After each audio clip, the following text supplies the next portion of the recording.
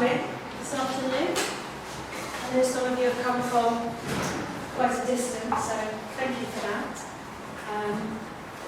We feel this is an important meeting to offer to you today. You're welcome. That's okay.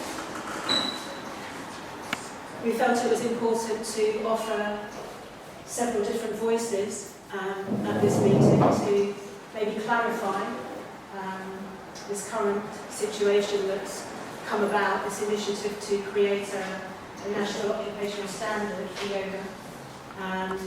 There have been other meetings. Several of us attended the initial meeting in London at the end of October, and we were told at that meeting that there were lots and lots of people for NOS, but actually none of them were there. None of them could be there. So what evolved actually from that meeting was that we realised that we weren't the only voice that actually had concerns and was worried about the whole initiative. So we decided to put together this meeting and hopefully clarify any concerns that might come up today.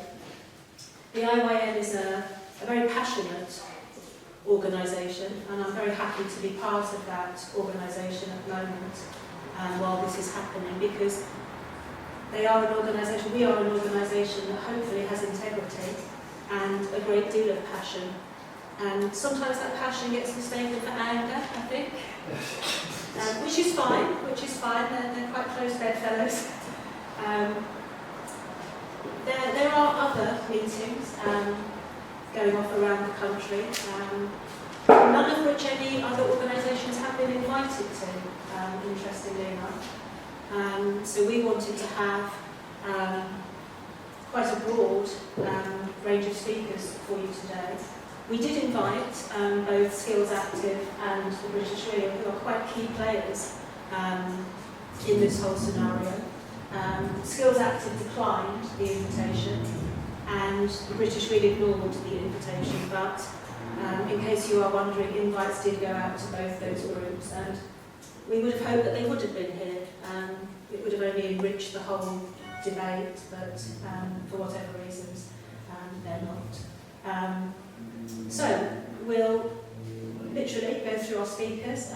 They'll speak for maybe 20 odd minutes, 25, 30, depending on how enthusiastic and passionate they get.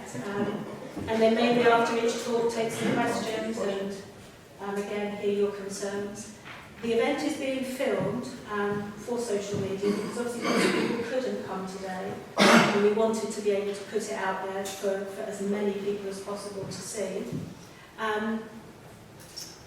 If you should ask questions and you do not want to be filmed or recorded, if you could just indicate to us in some way, then obviously we would either just do the audio or we wouldn't film you or record you at all. So please do know that that's obviously your right. But again, it's important that we maybe share today with, again, as big an audience as we possibly can. I think it might be quite nice if we start with some silence, because that's somewhere we can all sort of be together. Nothing prescriptive, nothing particular. Just literally a few minutes of silence. Is that okay with you? Yeah. So the only suggestion I would make to you is that you feel the ground under your feet and you feel your own breath, because those two things are with you always. They're your two constant companions. So maybe with eyes closed or open, whichever you prefer, and just taking just a few quiet moments.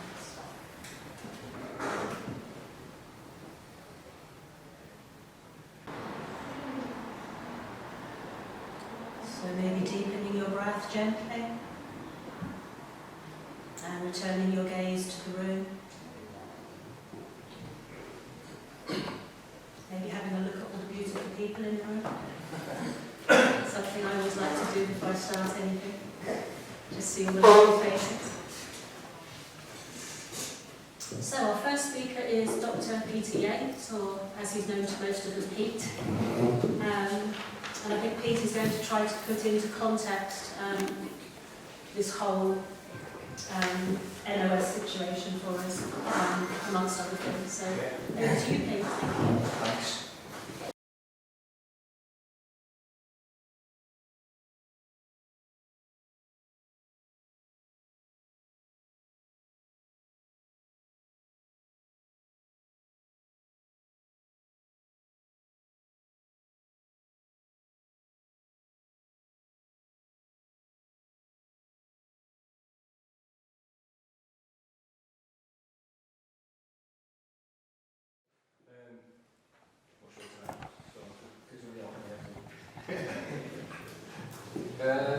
Background, maybe. Yeah. Well, a bit about me, I suppose. 12 years ago, I was one of the people who was instrumental in starting in this scenario, so we can take a bigger look. And I want to do that under the rubrics of the economy, economics and politics, which come together, and also in the light of the cultural context as well. So that you kind of know what we're doing with it. Now, then why wasn't the members asked? At some point, Yeah, I'd like to say, Billy, that we did canvass our members. We said, well, look, you know, independent yoga, the word independent means independent. We have a constitution, and part of our constitution is to defend the freedom. You know, within reasonable law, we're not asking you to refer to murder people and so on, but to defend the freedom of people as a basic human right to practice the spiritual practice without interference from the government or the corporations. And we canvassed our people, and I think like one person said, oh, it might be a good idea. So we kind of feel as though we would have, I don't know, you and I would have probably resigned. Yeah. We're friends in the British Wheel of Yoga, and that's what they will say to me, but we didn't know anything about this. We weren't given any information about this at all. Yet it's very interesting that there is written evidence that says that the British Wheel members were 100% behind this. That's actually out there. Unless it was hidden in one of their voting forms that you could get sent to elect various members. But I didn't see it. You're not alone. He's not alone. No, absolutely not. We have a sort of a reciprocal member of the IYN who's also been very involved with the wheel over many years, a lady called Debbie who couldn't be here today. And she tried to initiate within the wheel. She tried to find out who wasn't for the NOS. And very few people seem to have come forward, or if they have come forward, they're very reluctant, their voices are very reluctant to speak up against it. And I think she was trying to get some sort of petition within the wheel up and running from people who were not in agreement with it. But there was a huge reluctance from people to actually speak up or put their name to anything through some sort of fear. There is this fear that if you leave or you're not a member of the British Wheel of Yoga, then teaching is going to become very difficult. I think she had to get something like, I think there was a clause that said she had to get something like 40 names. 50 names, was it, Jim? Before anything could be done about it, before it was a strong enough voice. And I think she's ended up somewhere about 35 people thus far. But she's had things said to her like, we don't want to rock the boat, or we are worried about our jobs. But there is this debate about how much of the membership was actually behind it. I think what's been said is that as his opinion was well known and that he was still elected, there was then a presumption that they would have informed. Derek, I think you wanted to say something, did you? Well, I just put my hand up because I'm not a member of the British Wheel now, but I was for a good number of years, and often things do get debated at their annual AGM that everyone's invited to, but not many people actually go to. So I would imagine that there would have been some sort of discussion, even if it wasn't widely known. So, you know, I just want to put some sort of context to that. Thank you.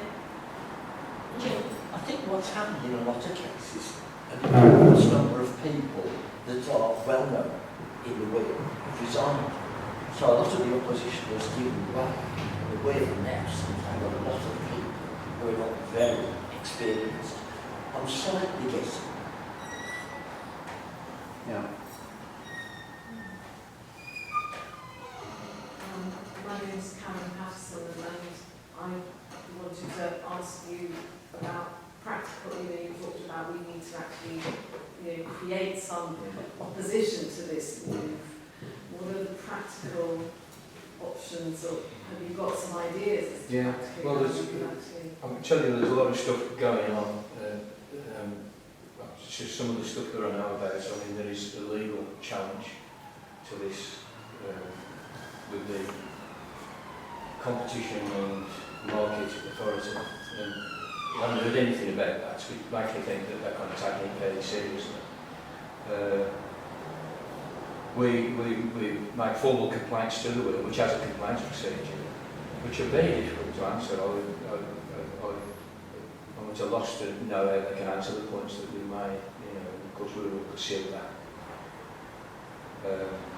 The representations have been made to the Charities Commission, to Skills Active, to Sport England. We've made a very, very detailed case for the European Sports Charter not being appropriate for yoga. When I say detail, and they're not replying, and I believe they take courage and don't be which is actually meaning this. In the British world, is not averse to chucking this, throwing this stuff out. Now when Mr Bibby was there, he would talk to us, and the British world started behaving decently, but now that he's gone, they're kind of back on pretending that governing body actually means, that the word governing means governing. But can they write letters? Or Yeah. can they organise meetings? Yeah. Or something Would it be a suggestion that maybe after we've been through all the speakers, that we maybe have time at the end to put together maybe a bullet point list of what concurrently we could all consider Well, doing? I would say Would that be an idea? what I Well, we have- agree strongly with you, I'm very good theoretically, but I would say it is important that people take courage, because the last time this was attempted, there wasn't enough resistance to kick it into touch, and we knew we'd get it again sometime in the future. So I'm not kind of very surprised by this surfacing again. We need to kick it into touch, and we can only go into touch if people take courage and stand up for themselves. If you practice yoga, it makes you self-reliant, I believe, and and perhaps a little bit rebellious, and take courage and do your thing, and don't be cowed by propaganda. I just wondered whether also maybe you've been in touch with the other organisations you mentioned, like Yeah. Yoga Alliance. and Yes, whether yeah, they're we're in discussions with Yoga Scotland, YogaAcharya, National Council of Hindu Temples. We talk to each other, and we're working with a kind of a weird telepathic sort of anarchic defence of our positions for yogis, and it's going on. I don't know about anybody else, but it's like a 24-hour day. I think there's lots of people. It is full on, yeah. Sandra, do you want to ask? I just want to make a point, and I feel like I should speak up. There has been a politics of fear-mongering. I was teaching a yoga day last year up north in Liverpool, and quite a few of the teachers kind of studied there. And quite a few of the teachers came forward because of this taking courage, and the whole practice was about personal power and courage, taking courage of standing on your own feet and speak your own feet. And 8 teachers, 8 of the women came forward and said to me, our local rep has actually told us that if we were not to do CPD outside of the British will, they have threatened to take our diplomas away. And I thought, they can't do that, that is not legal, you cannot do that. So I thought, this is not hearsay, this is people, teachers coming forward and saying, well, actually, Sarah, this is happening. I'm hearing similar things. And it's very scary. I mean, the level of fear-mongering, it's heavy. You've got your classes going on, you've got your diploma that you took like a few years back, and all of a sudden someone in place of authority tells you, well, actually, we can take your diploma away. And they were really scared, these women, they were really scared. And I was absolutely, couldn't believe my ears. Well, I think this whole situation. A few years ago, and it established that there are more injuries and deaths reported by fishermen than by any other group of sports enthusiasts. Fishing remains an unregulated activity. Perhaps we ought to warn them. They could be next. They could. A large US insurance agency advises that compared with other forms of exercise, and I use the word exercise there because they do, yoga generates fewer and less costly insurance claims. The yoga liability program averages about 10 claims per year, with average amount of failure of $6,000. In contrast, the company averages 200 claims per year from their other fitness programs, with averages of 20,000. So if you are going to make yourself doing yoga, you're less likely to get paid well for that. The comment was made that most injuries seem to be caused by the individual being a little overzealous, and that the best the teacher could do was to urge caution. So, in my opinion anyway, it doesn't matter how much training you've got, or how much training you might have to do, or what boxes you might have to tick. At the end of the day, all you've got to do is tell your customers, patients, classes, to be careful. Having said that, let's not get too self-congratulatory. The program's largest insurance claim is $200,000, and that's quite a lot of damage. All these are verifiable things. Number 5. How do claims arise? To answer this, I've looked through our own records to compare with the US agency mentioned above. Typical of the claims that we have received are slips and trips, usually not actually related to the class but happening during the class, tripping over a yoga mat or turning around and knocking somebody over by mistake, or doing a handstand that you shouldn't be doing or falling on somebody else, that sort of stuff. And the other one, which is more difficult to control, is complaints of overzealous teachers pushing too hard. And the claims that we have actually had over the last 4 or 5 years have all been of that nature. And the problem is that it's really difficult to defend. In fact, it's almost impossible to defend. If you have got one person in a studio, or even 2 or 3, and you go through the class, and a year later they come back and say, on that occasion you hurt my back, and it still hurts, how do you defend that? And the problem is the cost of litigation means that now it's actually easier just to send them a check for £5,000, and that's where the risk just carries on increasing. No amount of regulatory interjection will prevent slips and trips, nor protects against the no-win, no-fee lawyers, the pariahs who will always be knocking on the door. All I can advise on that is that whenever you take a yoga class is, be careful. And I'm sure you will do anyway. Item 6. The law is an axe. I love that. Any good lawyer, and most bad ones, will cite this at some point. There are times when I might agree, but generally, here in the UK, the legal system does quite a good job of keeping us on the straight and narrow. I am far from convinced that another layer of rules in the world of yoga will help any of the consumers for whom it is designed to protect. And I really think that the NOS stuff coming through is for the benefit of someone's pocket, not for the benefit of the consumers. That layer of rules would cost some consumer financially. If there is a cost factor of joining NOS, and there will be, it might be 100, 200, 300, 500 pounds, who knows. That cost is going to be paid for by someone, and at the end of the day, it's the consumer. So not only is it the group of people here that should be asking if it's relevant to have training, perhaps we should ask the world. Conclusion, you'd be pleased to hear. In addition to yogis and other groups, we provide insurance to physios, chiropractors and osteopaths. In preparing for today's event, I sought advice and comment from this group. They're quite interesting actually, because if you do damage someone, they're the group that will normally see what damage has been done. In conclusion, I can do no better than quote a response from a highly qualified osteopath. I had to edit some of the language. Hello you, she says. Hard to say whether any injury is caused by yoga, but I have heard on a couple of occasions from patients saying that they had attended yoga and it seemed to aggravate their lower back, including myself. Mine was due to hot yoga, Bikram in particular, which allows an individual to overstretch due to the 40-degree sauna heat of the studio. For me personally, it was my lumbar, they're buggered anyway, and hamstrings tendonitis, which was originally caused by handstands. We're not sure what we could say it's attributed to yoga, but as a rule, I don't recommend yoga for back pain. And that was the only negative I had out of all of the physios, all of the osteopaths, and all of the chiropractors that I spoke to. And she goes on to say, Happy New Year. Thank you, Nick.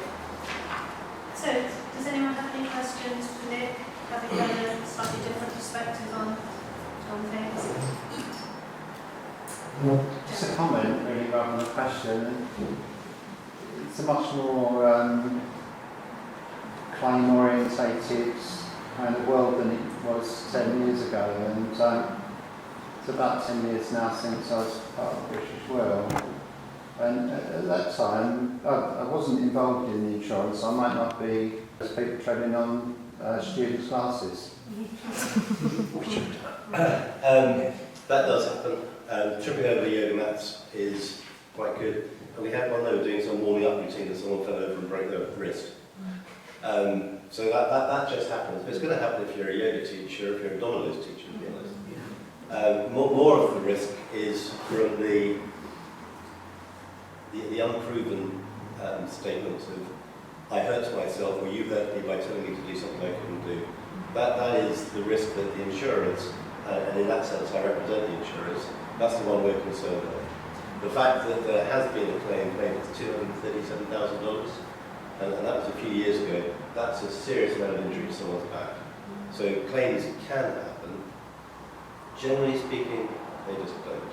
And I think actually a lot of people, because yoga classes tend almost to become family affairs, I think where people do hurt themselves, they tend to sort of rub themselves down and get on with it, rather than think about litigation.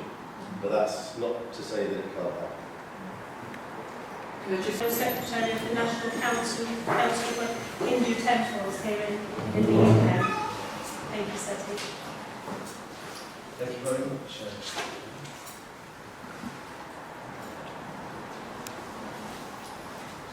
You've probably never heard of the National Council for Hindu Temples up until 2 years ago.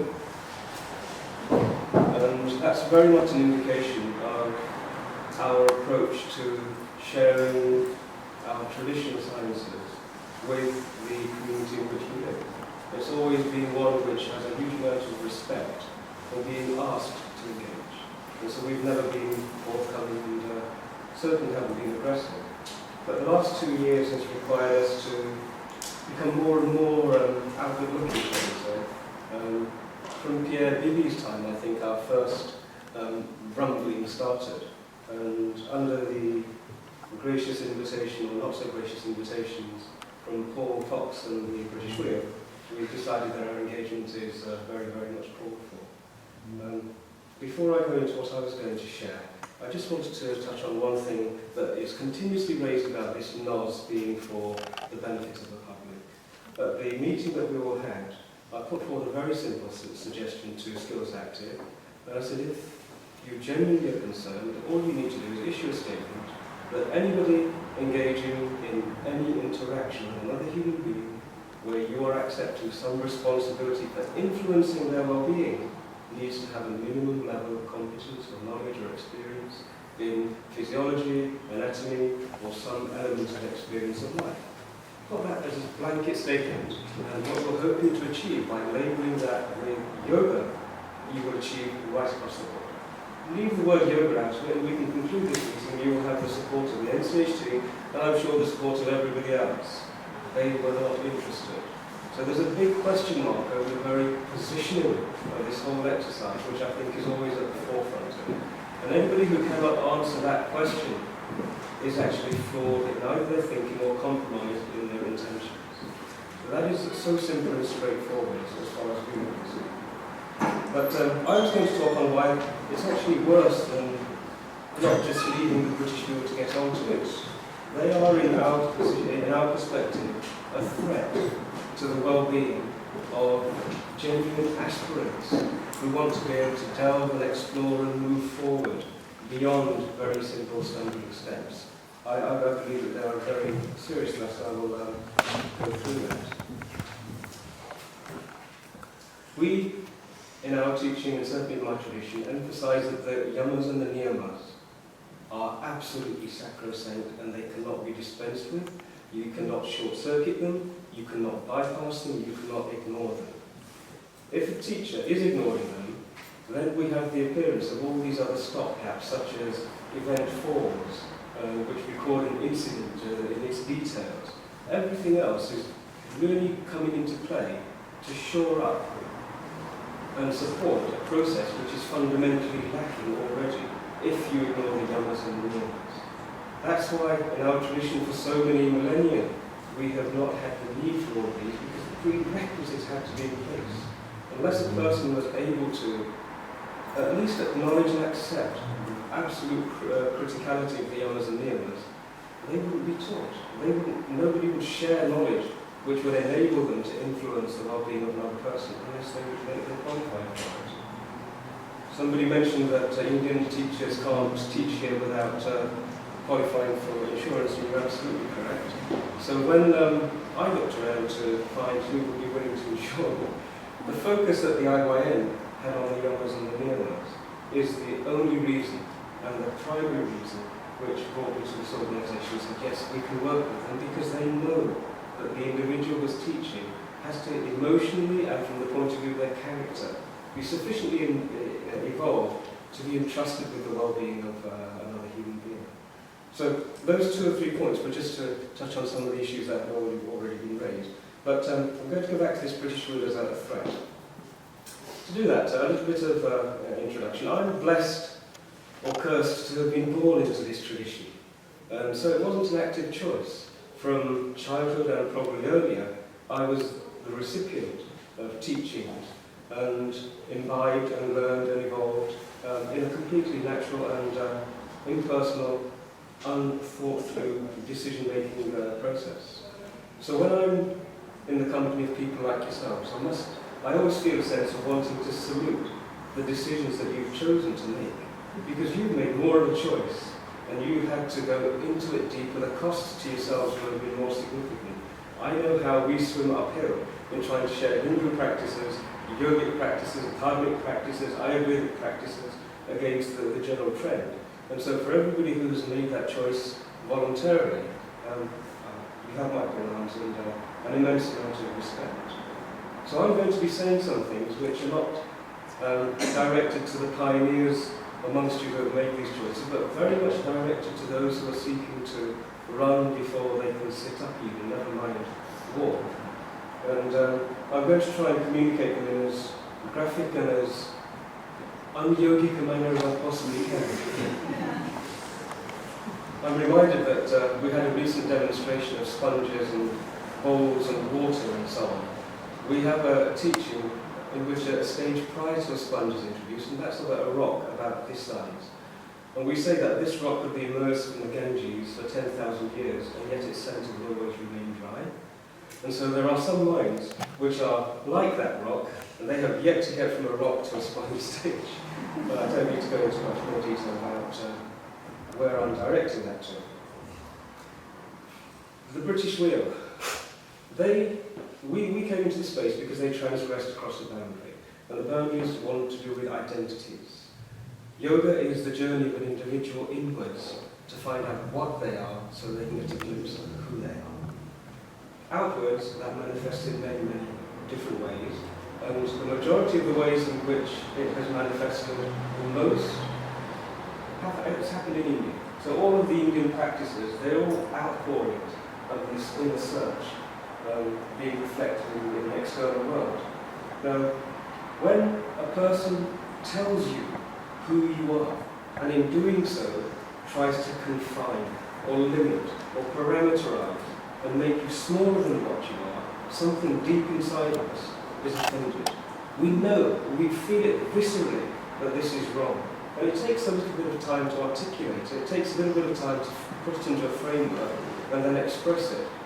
But what has happened under the custodianship, and remember, we're talking about the British Wheel, which is a charity, under the custodianship of the current executive, has transgressed identity boundaries, and we have felt it very, very strong.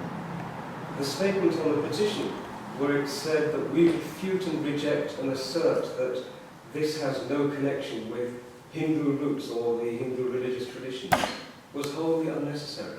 It has absolutely no connection with the desire to introduce standards or improve safety. It was a gratuitous violation.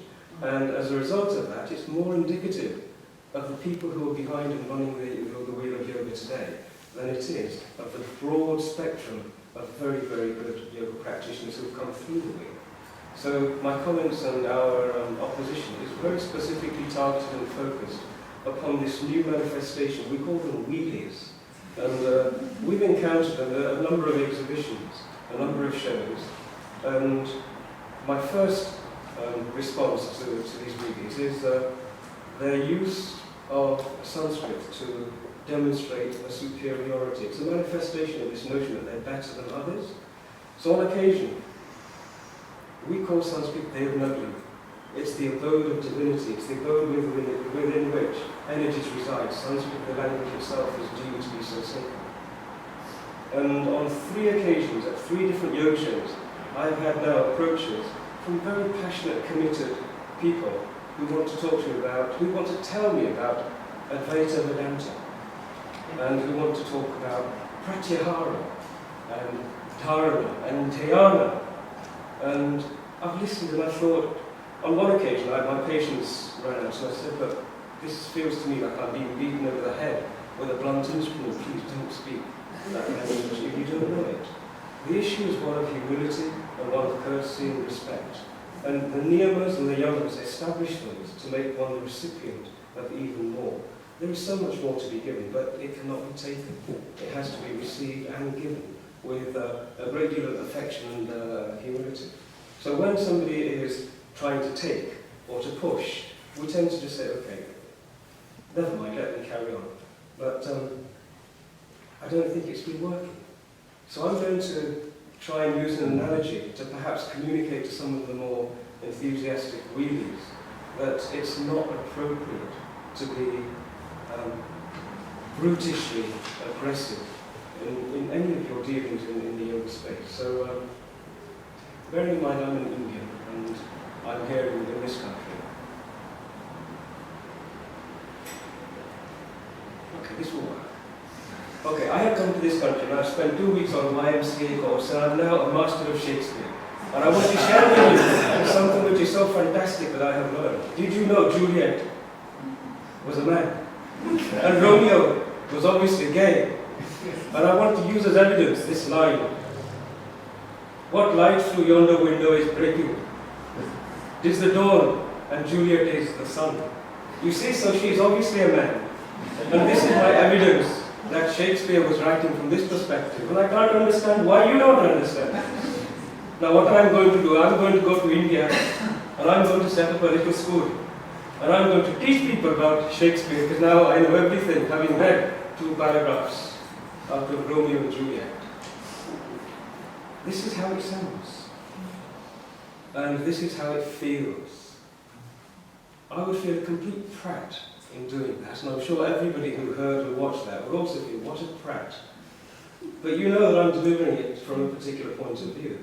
But can you imagine the arrogance which reaches across cultural, religious, spiritual and dharmic boundaries and feels, hey, it can talk about Pratyahara without any attempt to even say Pratyahara. This is characterizing what has happened at the wheel over a very short space of time. This is a big problem. Now, anybody who is a teacher will have encountered the dark side of teaching. There is a dark side of teaching. Narcissism. The temptation to parade, to acquire, to bathe in the reflected glow that other people give you when you show them something that they don't know. That is dangerous. It's the beginning of a messiah complex. And all teachers have to encounter this dark side within themselves. And hopefully they have the guidance and the support and perhaps even the forceful resistance of a good teacher. They will navigate that stage and come out the other side a little less uncultured, a little less brusque and aggressive in their desire to parade. The physical aspects. I studied Hatha Yoga for 17 years before my teacher said, right, now I have to undo all of the damage you have done to help you rebalance your breath. So there are schools who teach Hatha Yoga only to people who actually are not worthy or fit or emotionally capable of being taught anything else except something physical.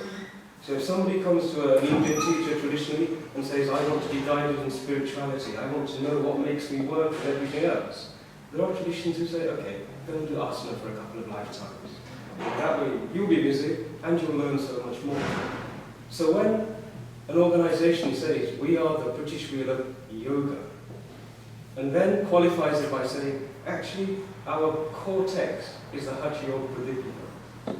They are diminishing what their capabilities are, whilst expanding what their reach is going to be. And that's fundamentally against the yamas and the niyamas. It is not real, it is not true. It is an act of violence, it's an act of intellectual violence, and it's an act of emotional violence. It is ahimsa. It's demonstrated that it is ahimsa.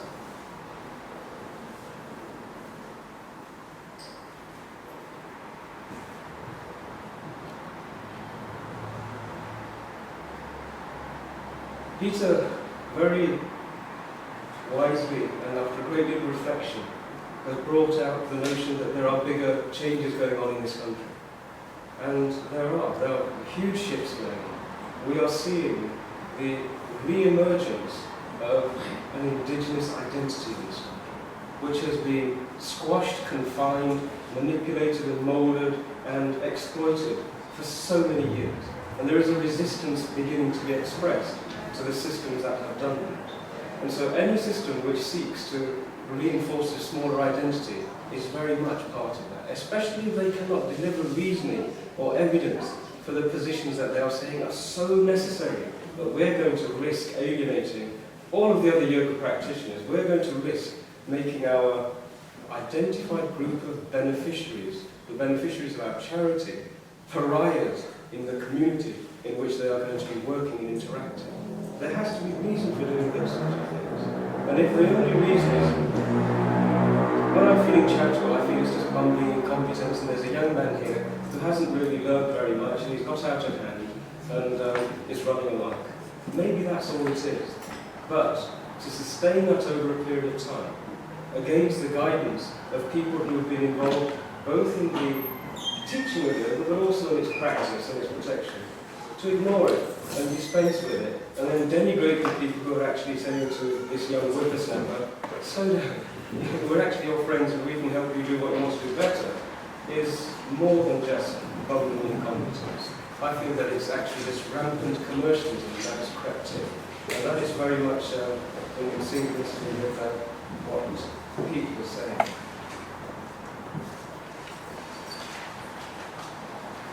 Is yoga dangerous? Absolutely it's dangerous. It is. It's dangerous to anyone who benefits from keeping the public unwell. It's very dangerous to anyone who profits from illness. It's dangerous to anyone who requires ignorance in order to maintain the status quo. It's dangerous to anyone who has built an empire on falsehood. It's dangerous to anybody who is actually fearful inside, so fearful that they need to control the environment and others in order to feel safe. It's dangerous to them, without a doubt it's dangerous to them. But that's not what yoga is for. Yoga is very much the journey of an individual to find what they are so they can identify what everybody else is and see the identicality. It is the ultimate revelation that there is no such thing as an individual existence. These things cannot be allowed to proliferate in the public space if you want to have a wonderful life at the expense of somebody else's toil and at the expense of somebody else's labour. And yes, yoga is very much doing it. I'm so pleased you're here because I've always wanted to ask a question about the statistics for serious injuries whilst human beings, consenting adults, are engaged in the practices of producing the next generation. I think it's about time we get brought out. I wouldn't be disappointed if you don't have those statistics at hand. I think, if I may, I would say that when a yogi does actually cause injury to someone who doesn't advertise it, I'm quite sure the same is true. Thank you for that. We could get very sexist here over this question. Spirit is not gender specific. Sorry, I was lapsing into the stereotypical Hindu guru. But this is a very serious issue, and it's an issue that's not going to go away. This is not just happening in the wheel. This is happening in many other parts of our British life here. Some of you who are connected to me in Facebook and other social media platforms and have the honour and discomfort of being on my mailing list will have seen that we're also involved in this caste legislation thing, where the Hindu community, the Sikh community and the Jain community have been labelled by the establishment as being caste racist without any evidence. And that legislation is necessary to protect the wider population. And the hoops that they have leapt through, the contortions, the linguistic acrobatics that have been performed to try and get this legislation through are just mind-boggling. But it's exactly the same phenomenon. It's the use of fear-mongering. It's the use of something which on the surface appears to be something that nobody would reject. I mean, who would reject the desire not to have discrimination? Who would reject the desire to protect poor students from these rabid teachers who have got no expertise at all? You can't reject those. But if you dig beneath the proposition, there is an element of unpleasantness which is creeping in. And much of it is to do, and much of it is sourced from minds who actually themselves are stuck on their own journey, and yet have acquired a degree of exposure, authority, or a capacity to influence. And we have to challenge those. I very gently paid homage to all of you as pioneers. I was only in anticipation of them demanding that as pioneers and people who have already made some progress on this journey, if we don't do it, nobody else is going to do it. The vast majority of people are too busy, they're struggling to make ends meet, and they will look at it at a very shallow level and say, well, actually, it seems okay to me. But then all of a sudden, what you find is that a principle has been compromised. And principles are either present in their entirety. There's no such thing as a partial principle. And what we are seeing here is the compromising of several immensely valuable principles. So it's very much the responsibility of those who have been blessed and fortunate and enlightened enough to make this journey and to acquire additional understanding of who they are as well as everybody else. It's their responsibility and duty to actually respond to this in protection of the very people that we want to teach and that we want to support and we want to share with. This is not going to go away. And from our point of view, I said we're reincarnationists. So we're not going to let this go for at least 7 lifetimes. That's my promise to you. I will teach you the meaning of I'll be back so many times. But it's serious. It's an immensely serious issue. The freedom of human beings to learn from their own experience, to acquire wisdom, and to share that wisdom to improve their own community, family, and to become wiser and more harmonious is a human right. It's a fundamental human right. And nobody can regulate that. And anybody who is seeking to needs to attend more yoga classes. I could go on and have another lovely analogy, but I'm not going to share that just yet. One day is enough. So thank you very much for that. We are going to have some really powerful suggestions on how we can challenge this. We've been working in the background, and I haven't resorted to flying over some of my more naked Salus who are more than happy to come along and challenge this if well the venue appears, but we have got some good suggestions. And I think at the end of it, it would be very good if we can just commit to some of those ideas. They're very concrete, they're very specific, and they will work. Thank you very much. Thank you.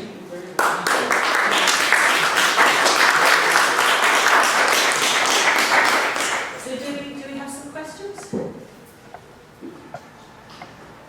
I think maybe sort of building on what Satish said about the what was it, the wheelies is I mean for me my practice in my journey in yoga is now sort of on the cyclic loop of the role of patriarchy and feminism. So I'd like to suggest wheel-splaining. Let me tell you something, you already know more than me. I think I'd better, for the purposes of litigation, I'd better clarify what I meant by a wheelie. When a teacher is passing through the stage of being narcissistic, I think I got the narcissism now.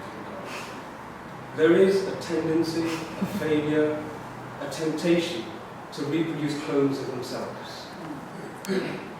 And you see that suddenly proliferate when you have a charismatic teacher in contact with young, innocent, and not so young, but innocent in terms of their own emotional self, students.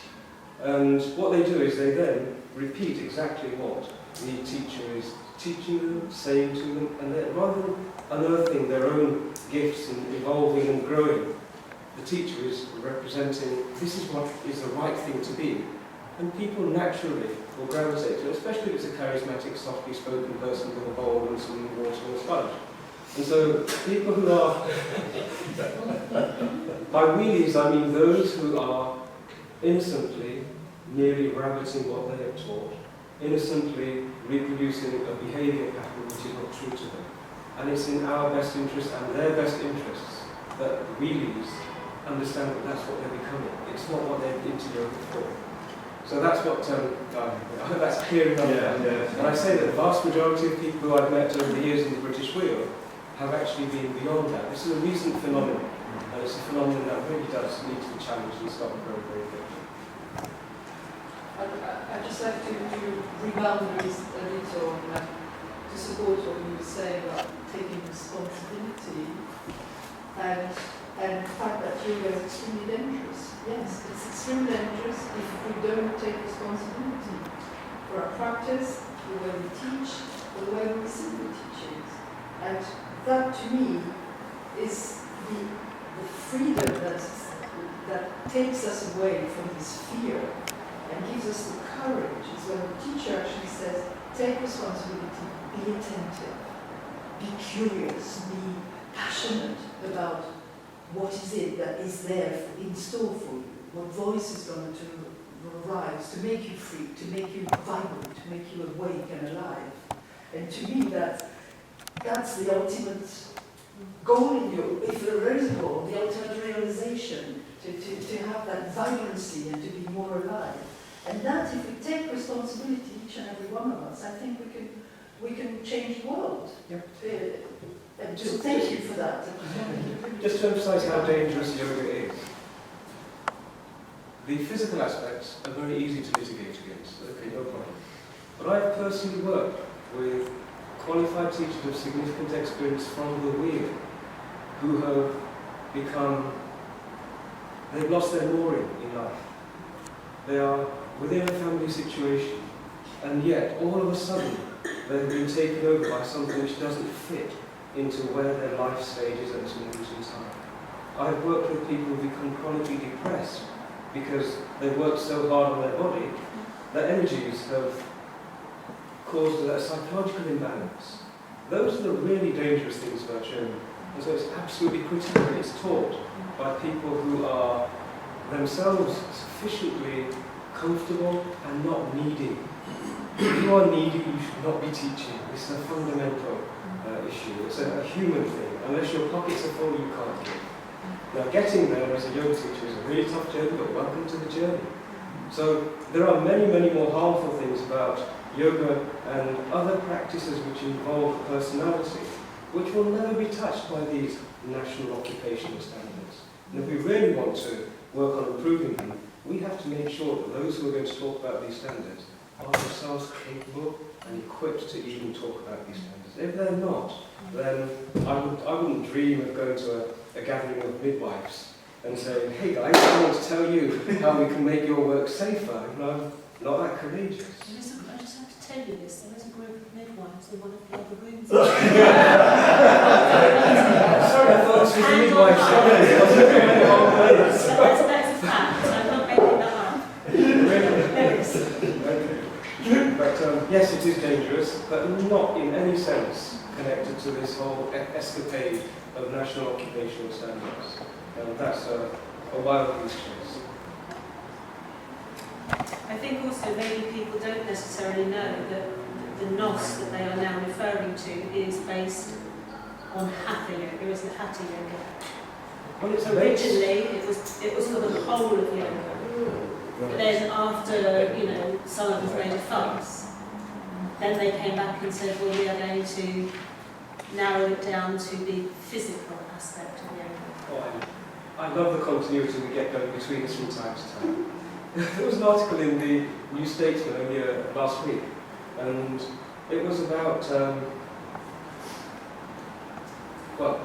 it started here. There's a certain kind of stupid mistake that only smart people make, and that is to assume that a sober set of facts can step into the ring with an easy, comforting lie and win.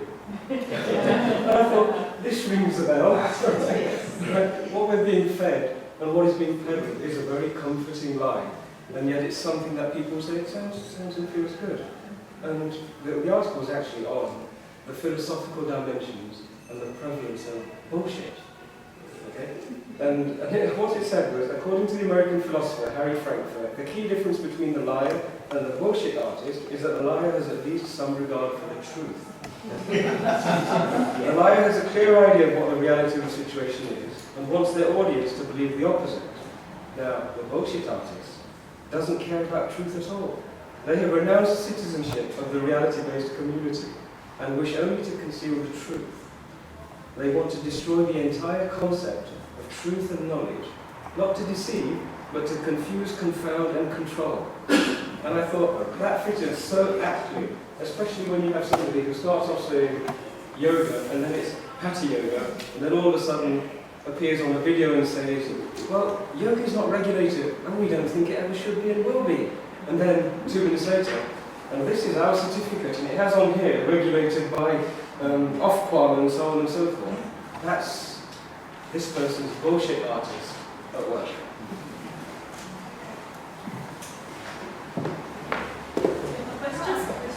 What you just mentioned, so originally were they trying to affect the spiritual and mental aspect of yoga as well? We said that some of the members, spoke up, they're only going to the physical. So was it originally intended to affect the whole concept? As they perceive yoga, yes, yeah.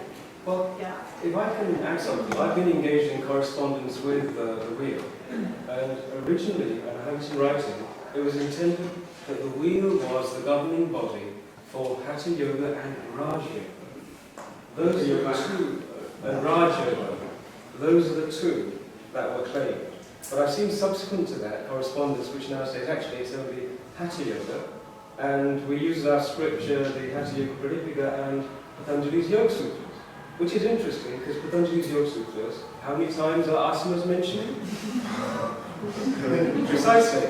One statement, and that's it. And so there is a great deal of confusion there. And as I say, this is symptomatic of somebody who really is so far beyond the boundary of his own understanding and knowledge as to have become a danger. And that's the issue. I think Skills Active feel that that's the aspect of yoga that they can control, because they see it as physical. Actually, a few years ago, they changed their civil bylaw. It used to be a skills active sector skills council. active leisure and learning. It's now active leisure and learning and well-being. And there is pick up, you know, if you kind of you say well-being, it's almost like, oh well, okay, this is group, you know. So I think kind of well-being is a pretty dodgy concept, and it's become mainstream concepts. Do And that covers the other. It covers the other things that are in the sort of box that yoga is in. It's hairdressing and caravan. That's right. You know, we're putting So in a you have to be box. very careful. Yeah. We have to be very careful with it because they've got this whole kind of system of industrial classification, and they kind of work to the book. You know, and, so be careful with well-being. It's a veritable Pandora's box that they've opened. It really To be is. absolutely And any yoga practitioner work there, sorry, that's really just what I guess, isn't it? Would know that if you teach a burglar mindfulness, you get a really good burglar. If you teach a burglar asana, you get a really good cat burglar. So you can't just isolate and pick and choose and say, we're going to teach this bit and we're the governing body for this, and hey guys, the rest of it doesn't exist. It's such a partial, limited vision. That actually happened to me. He came to my class and I said, Yeah. I was actually teaching a cat burglar who told me that would be very useful for him. Indeed. Did you have a question? Yeah. So, how long the British yoga been in existence? How long? Yeah. I think it's 40 plus years. I remember when I first started practicing, in the area I was living in, they had the biggest stronghold in adult education at that time, teaching yoga through adult education. So we're going back to early 70s. It was certainly in existence in the 70s. There is one thing that I think we should be at pains to emphasise.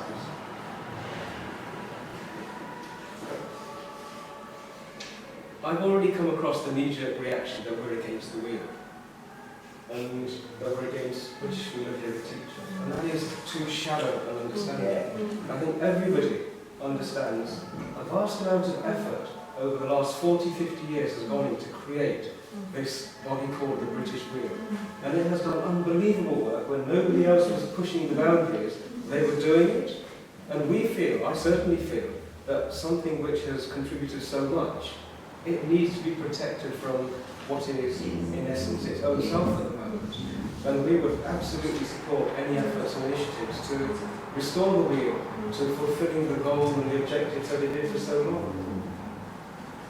Absolutely. And possibly a lot of that prior to receiving the title National Governing Body. That possibly changed a lot. Sure, and I've certainly seen so much of the literature over the last year mentioning the word governing body. The stuff on social media, on their brochures, on their training material, on the videos. It's all governing body, governing body, governing body. And that's such an anti-yoga statement. It's interesting that they often don't necessarily use the full title. They don't often use National Governing Body. They normally just use governing body, because this is something we picked up with Sport England, didn't we? Do you remember when we had the meeting? That whole word, governing. It's a powerful word, isn't it? It's a powerful word. I asked him, how on earth did you get the word governing to mean anything other than being in charge? of. And he sort of really waffled it. It's been many years since I did Latin, but isn't the way to control? Isn't that all it is, to control? I just kept asking it, but backing off, you keep changing it. See, the IYN's recently been accused, we've been accused of this many times, of having this running battle with the British wheel. I think the expression that's come out recently on Facebook is that we're in a turf war with them. But actually, it's not that naive and simple. You know, the IYN isn't saying we want to be the governing body, because God forbid, it's not a title that we would want. We wouldn't want to have that title in any shape or form. So it's not about a battle, but it's about saying, look, there are several different yoga organisations, and we could all acknowledge each other We could all, because people will join the IYM because they like the ethos of the IYM. People will join the wheel because they like the wheel. People will join the Yoga Alliance because they like Yoga Alliance. The choices are there. But I think our issue has always been around that title of national governing body, because it does do a lot of damage and it generates lots of confusion. Lots of confusion. There's a level, so if you look at the average employer, if we go back to something like David Lloyd, the leisure centre, employing yoga teachers, their mindset is that the British Wheel of Yoga teachers are the best. And people are being told that I can't employ you because you are not a British Wheel of Yoga teacher. And they're using that to discriminate. Well, how often have we as teachers recognised the mirror present? And so somebody accusing everybody else of being in a turf war, as far as I'm concerned, is broadcasting. And I say, you've been doing this for a long time, and I'm still brash and unpleasant enough to say, actually, this is a turf war. We are absolutely determined to keep this turf completely free and available to anybody who wants to practice and come and sit on there and say, hey, we'd like to learn. Absolutely, we will defend this turf, and they have transgressed. And this is a charity. They've become so full of so many contradictions. How can you be a governing body and at the same time be competing with the people that you govern? How can you be selling training courses and be commercially dependent upon success in training and selling those and say, actually, yes, we want to nurture and work with other competing organisations who restrict our market, who are taking our possible revenue streams away from us? Now, this is mentally, for anybody who is a Gyani or a Gyan Yogi, they will recognise that these two cannot occupy the same space. There has to be some sort of reconciliation between the opposing statements for the mind to settle back down into a state of tranquility. When the organisation is itself schizophrenic and is engaged in a battle with opposing ideologies, it doesn't need enemies outside, it has more than enough enemies within. This is a genuine fear. We do not want it to implode. And yet it's actually doing so many things which are contrary to the very foundations of being a charity put together to work for the benefit of the people who it identifies as its beneficiaries. This is so fundamental. And yet they have lost sight of that. And I think it's nothing more than immaturity. Commercial immaturity, legal immaturity, and as far as yoga is concerned, another 3 lifetimes to go before we have some progress on the front there. So if there are no more questions, Dylan, sorry. Has this matter been spread in India, major centers or yoga centers to back up the issue? We have more than enough good, solid practitioners in this country to sort this one out. We don't need to bring out big guns. Unless you think. This will be resolved. I'm absolutely confident that this will be resolved. We all exist in a space where health, well-being rest on truth, reality, harmony, knowledge, and wisdom. That is absolutely the bedrock of this concept of creation that we're the base foundation of it. So it's only a question of time before it becomes accepted. And it has to become accepted. You can't push something uphill for so long. It's not natural. So it will, I'm sure it will resolve itself. I just hope it will resolve itself with the minimum amount of damage done to the British Wheel. Because 45 years is a long period. It's a huge Because investment. other teachers come out from there, it's been, something is blocked. Completely blocked. Not been open up to the real essence of yoga. We'll change it. We'll change it. I think I've said enough. I think what my change. I'm now going to be quiet for the rest of the afternoon. Okay, so our next speaker is Swami Ambikananda. Yogis, we want you to have another quick stretch. We've been sitting for ages. Just get out and stretch.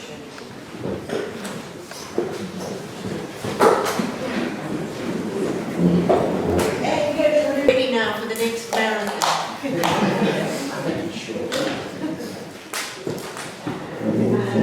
Whenever I started thinking about this NOS and the whole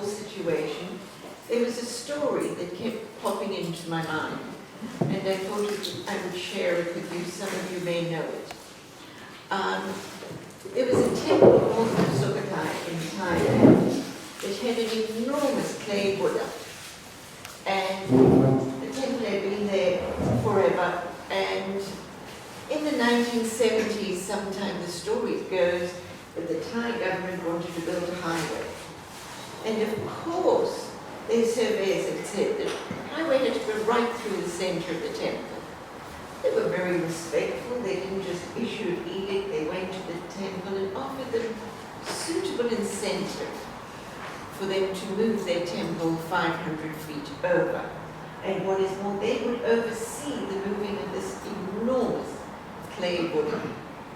So all the calculations were done. The day came. The top of the temple was lifted. The cranes were lowered, attached to the Buddha. It started to be lifted, and suddenly enormous cracks started to appear, so very quickly it was put down. And the guys all scratched, the engineers all scratched their heads and said, but you know, we calculated exactly for the kind of clay it is, and this should have, we've got to go back to the drawing board. So the monks very devotedly covered the Buddha, because now the roof was off the temple. That night, one curious little monk, who I have always said must have had yogic leanings, went with a torch and shone it into one of these cracks, and something glinted back at him. So he went and got the head monk and said, you know, look, I think there's something in there. So the head monks all peered in, and people started chipping away a little bit more of the clay, and then a little bit more, and eventually, to cut a long story short, it was discovered that underneath the clay was a huge solid gold Buddha.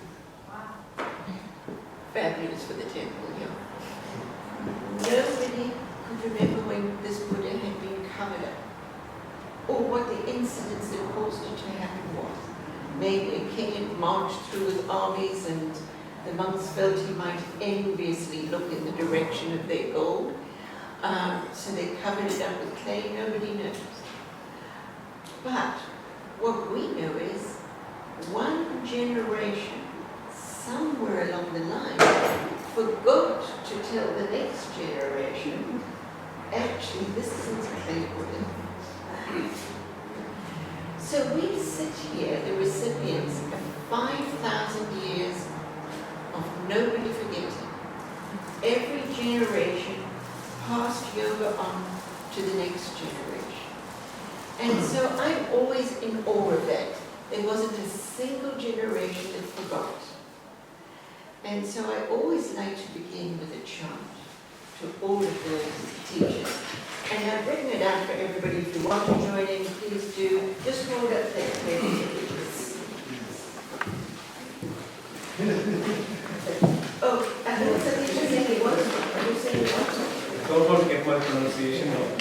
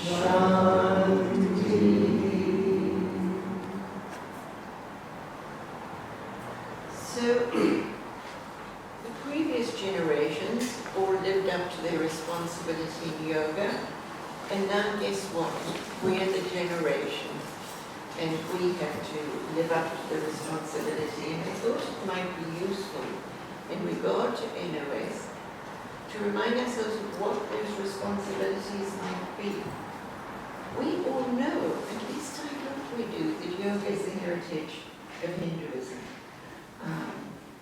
found right back in the Vedas, their most sacred texts, the oldest texts of the human family. The first how-to manual on yoga was the Katha Upanishad. But we found the figure of the yogi even in the Rig Veda. So it's had this long history in India, in Hinduism. And I think one of our first responsibilities as yoga teachers is to honor that. And in order to create a standard for anything, you first have to define it. You have to define that which you are creating a standard for. So yoga was defined in the Katha Upanishad by the teacher. First teacher of yoga was the god of death, Yama. He offered it to a young seeker who had grown disillusioned with the norm, who was questioning the current practice that he was looking at. And then the next definition we get is from the sage Patanjali. Now, this national occupation standard is asking a quasi-government organization, along with some corporate bodies, to define yoga. So this mighty yoga tree that has grown for over 5,000 years on Indian soil, and in the last 150 years traveled throughout this planet. There is no way they're not teaching yoga. We have a lovely teacher, I'm not going to say his name or where, but in the very heart of Islamic State, he teaches yoga. So everywhere yoga is being taught. And it was originally defined by those who practiced it, those who knew it, those who had explored its mysteries. Now we're saying, guess what? We'd like a bunch of bureaucrats to define. You heard that we went to a meeting with Skills Active. They'd sent a few of us a letter saying this national occupational standard is on the cards. I was one of the people that wrote to them because they'd used the term Hatha Yoga. I disagree with absolutely everybody on this planet.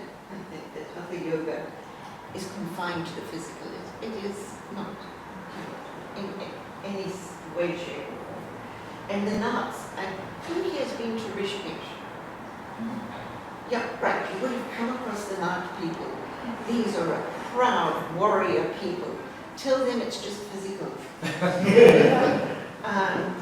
Anyway, so I had written to them about that, no response, but then we were told they came to have a meeting. We can come to this meeting. So we all went, and what they made quite clear is that although we had questions, which we put to them, they were not in a position to answer them. And in fact, the meeting hadn't been called to answer our many questions. The meeting had been called for them to do their PowerPoint presentation, which eventually we realized we had to just sit and let them do. And all that their presentation encompassed was the bureaucratic process of setting up the NOS. That's it. We were all kind of understandably frustrated. I was frustrated, but not, I have to confess, not altogether surprised. For nearly 200 years in recent history, Britain ruled India. First through the East India Company, and then armies and missionaries followed, because India was a lucrative prize. It was the jewel in the crown. I'm not going to sit here now and enumerate all the injustices and the iniquities of colonialism. We all know them. As a country is raped of its wealth, its people are diminished. Indians fought back. British rule ended in 1947, 70 years ago. We here in this room, the people of this generation, are not to blame or what our forefathers did during colonialism. I have never, ever espoused that brutish belief that the sins of the father should be visited on the children. It's absurd. I don't even believe, I don't like this thing when we apologize for what the great emperor of Japan did. It's nonsense. I'm skeptical about those apologies. But we need to take responsibility for our generation and learn from our forefathers' mistakes. That would be a good idea. They once took the land, and now, through the British Wheel of Yoga and Skills Active, they are proposing to take the ideas, the philosophy, the most sacred texts, and redefine it to create a British national standard. We cannot let that happen. I know that all that we teach in yoga is not religious. And I know that not everybody that teaches yoga is a Hindu. And I know that not everybody that learns yoga is a Hindu. Not everybody that teaches needs to be a Hindu scholar. I understand all that. But we who teach it do have a responsibility to ensure that no one denigrates its source or tries to hide its source, because we realize that this is a colonialist mindset that I have been quite happy to publicly call neocolonialism. We, as yoga teachers, need to include in our contemplative practice the question, what is my responsibility in all of this? We need to ask ourselves, is the British Wheel offering an acceptable position that a quasi-government organisation defines and standardizes a 5,000-year-old tradition that is still revered as part of the religious practice of over 1 billion people, of a land that we once colonized? This isn't a detail and we can't overlook it. We're not responsible, but we're responsible for what we do. And we have to, each of us, answer that question ourselves. Are we really ready to accept a bureaucratic government definition of yoga and its standard? I'm very skeptical about what the British Wheel of Yoga intended. I must be honest here. They said we intend to improve the standard of the teaching of yoga. I don't see that. If that was their real intention, why didn't they get hold of the IYA and the Yoga Alliance and big organizations like that that represent a lot of yoga schools? The British Wheel of Yoga has enormous resources at their disposal. Why didn't they get together and say, look, can we conduct some research to see if something does need adding to? Let's begin to all talk about it. That's not what they did. What they went straight to was the quasi-government organization. That's not the action of people intending good. That's the action of people intending to take control. One thing that really did annoy me, we have here the IYU panel, it's all three of you, and for 10 years they have very scrupulously and carefully vetted applications of yoga teachers that want to become members of IYN and get onto reps. They've done it for not a bean. They've done it out of the love of yoga and yogins. And the very forces that began this process in the British Wheel dismissed them as that panel. That panel has over 100 years yoga experience in it. I would trust them way before I trust the bureaucrat with a clipboard and a pen. So I am skeptical about their intentions. In the Upanishad, before Yama gives the teaching of yoga, the kind of before yoga teaching, was that beautiful teaching of Shreyas and Prayas. It tells us whether you are enlightened or whether you are foolish, there is a crossroad before you at every moment of your life. And you can either choose the old knee-jerk response that is always self-protectionism, that's the path of prayers, or you can choose the enlightened response, the response that comes after contemplation, the Shreyas response.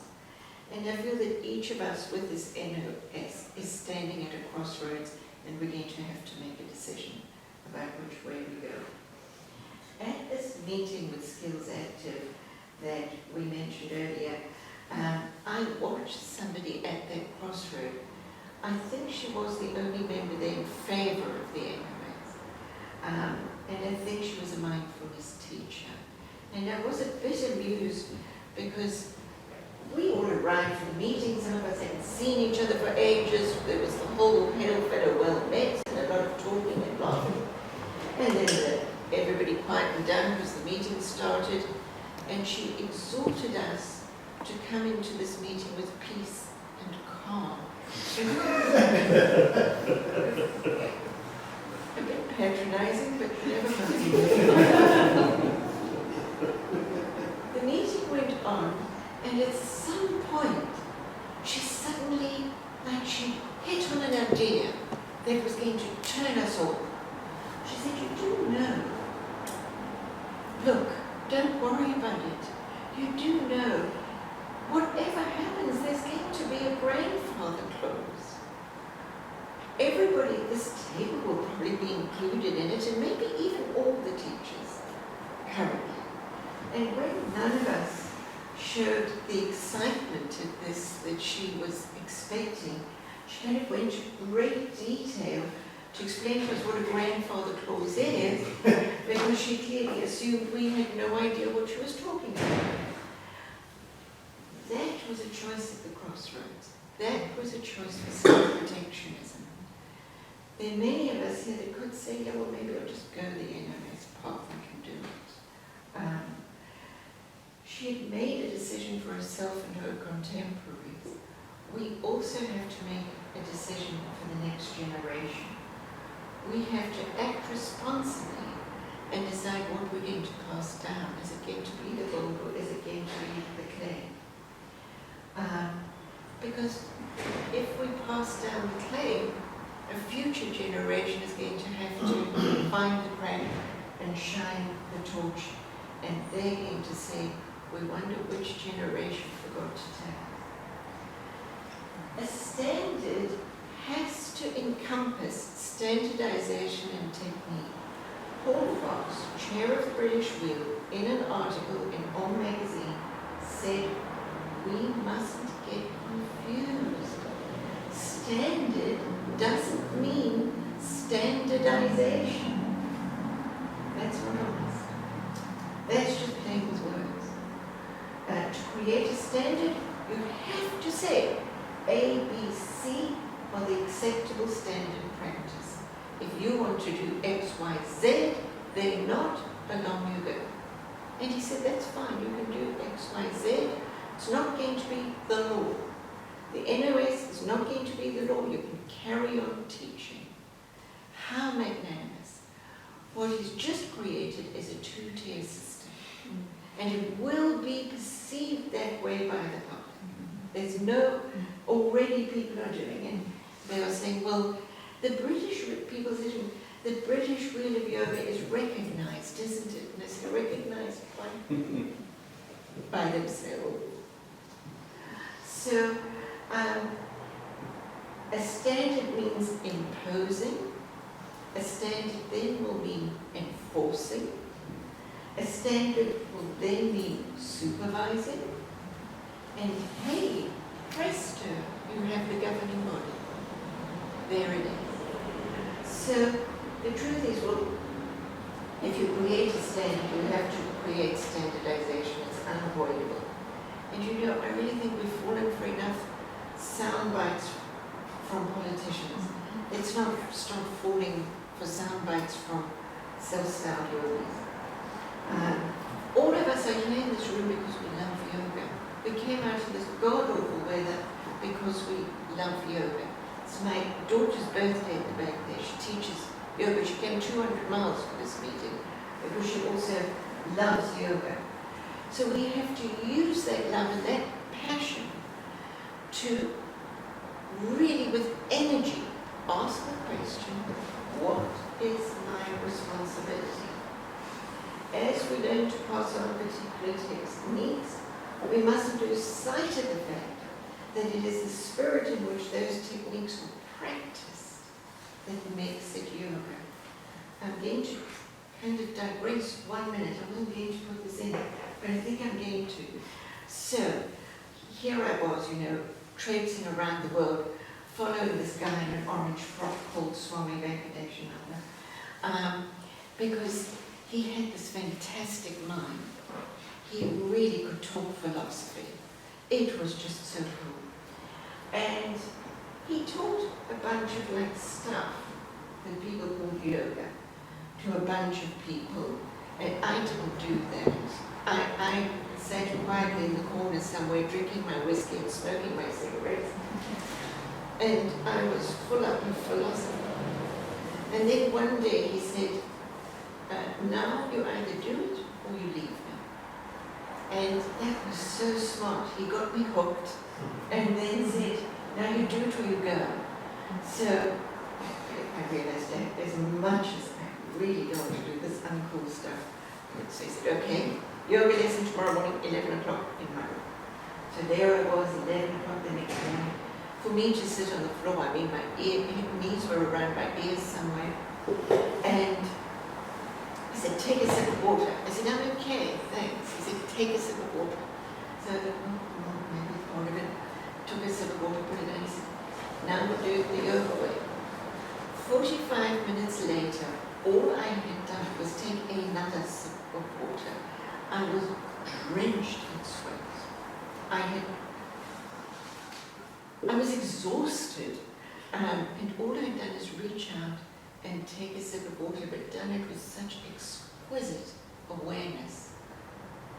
How would that fit in to a national occupational standard? So we might be teaching techniques, but it's the spirit of that technique that makes it yoga. We love to speak of yoga as being that which unifies body and mind, but we have to embrace the teachings of the ancient yogis that said that which unifies the biological and the psychological is the spirit. In whatever way you conceive of spirit in your time, your place, your yoga class, neither Yama nor Patanjali nor any of the other yoga teachers defined and confined that spirit. So we have to include that as the unifying force, and it's our responsibility to pass this on or to allow another colonialist blunder to happen in our name. I'm not ready for that. I think we all want to hand down the gold without the clay. Thank you very much.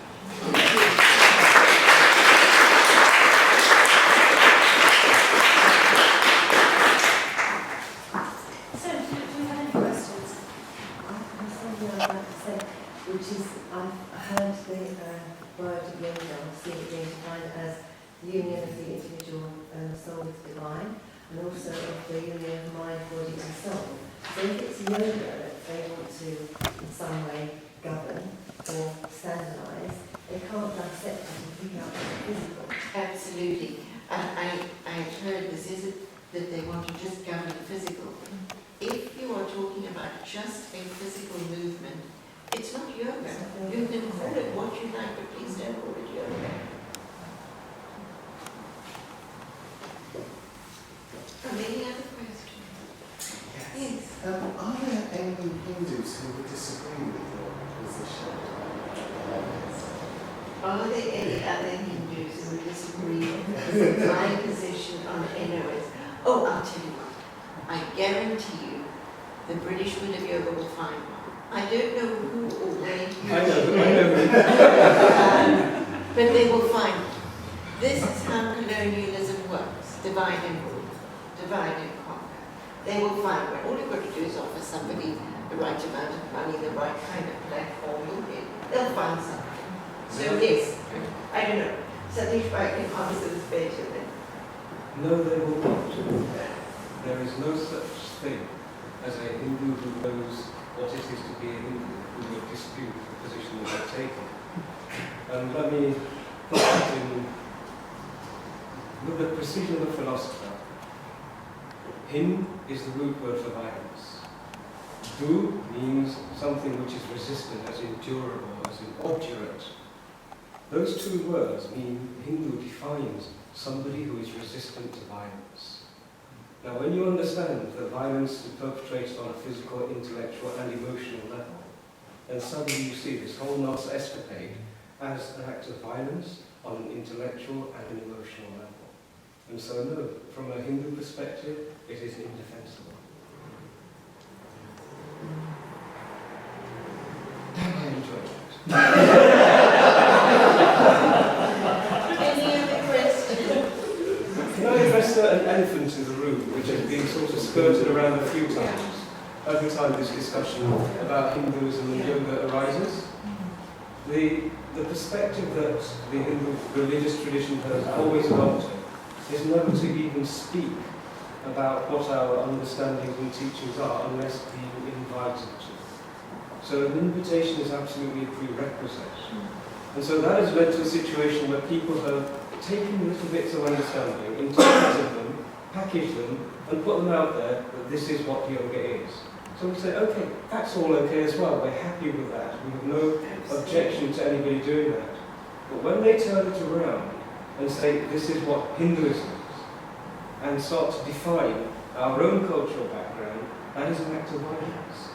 And even there, generally, we haven't objected to it until somebody in a position of influence makes the most stupid remark and says, we deny the connection between the two, and we strongly assert it. Now, it's so stupid. If you think of the Bhagavad Gita, which is the core text, if you ask anyone what's the scripture which the Hindus follow, they will say the Bhagavad Gita, or indeed the Ramayana, they're in every home. The Bhagavad Gita is 18 chapters of yoga. The colophon in every chapter says, this is a Yoga Shastra. This is a scripture on yoga. I would love to see the person who will work through the Gita and say, this bit's Hinduism and this bit's yoga. It's a fool's errand, it really is. But we know that that's the position, and we're happy for people to discover it in their own delightful manner and enjoy the experience of, oh my goodness, I don't need to separate these two. There is an intrinsic union there. But until somebody comes along in a position of influence and the capacity to dictate law or set standards, and then they say, actually, this is separate, then we have to say, no, you do not have the right to even comment beyond that boundary. And that is the position that we've taken. So we are not going around saying, hey guys, yoga is Hindu. You've got to be a Hindu if you practice yoga. We don't understand what those concepts mean. They're words, but they have no reality behind them. But we do say, what we have treasured, what we have carried, protected, and for which we are custodians. The word Acharya actually means custodians. That we will not let you take away from us or damage or prevent us from doing. So that's the position of the Hindu and the National Council of Hindu Temples as well. So we are not pushing it on anyone, but guys, we're not going to let you interfere with that. I think we have a couple more questions from the back, isn't it? There's one thing, this is directed to Satish and Swamiji. Normally when we hear the words of our gurus explaining our different scriptures, we know where the adhikara comes from. And adhikara is given to the guru by his guru through initiation processes, etc. Does the British Wheel of Yoga or any such organizations ever think about where they get their adhikara from? You know, this is something to us we do not question, because if the Guru has initiated a disciple into the Guru Parampara, into the Guru Shishya Parampara, that is accepted, and then it's that adhikara has been carried forward. But I see nobody questioning where the adhikara to such organizations come from, where do they get it from, and that is not being challenged or questioned. Do they just take it upon themselves to say that this is the way we define it, etc.? Well, if I could just I think it's a great loss. The Sampradaya, losing the Sampradaya in the West has been a great loss. Yes. And I think what's happened in its stead is a kind of branding. Pete and I were talking about this. There's a kind of branding of yoga now. And then, hot yoga and Anusara yoga, Shivananda yoga. I came across a partner yoga. No, there's even now, there's doga. Yes. There's you and your dog. Yes. There's a new one now, Swamiji. It's yoga and your goat. Yeah. So there's this kind of branding now because it's become totally commercial. And so in fact we've lost that. We've lost that kind of staying within a tradition and staying respectful of that is gone.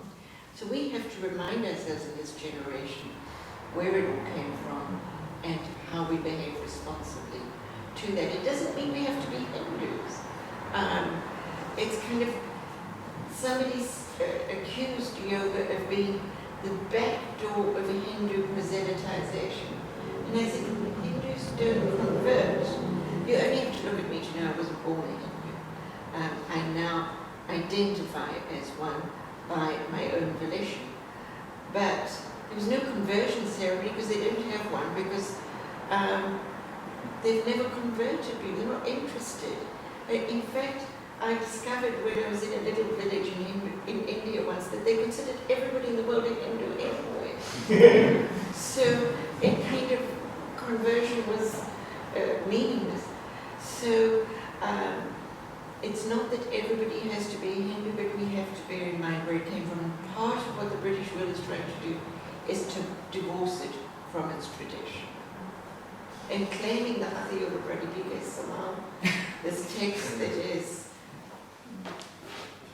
we should just drop them in northern India. Or bring northern India to them. Yeah. It's not too far away. Yes. If I can just say something on adhikara.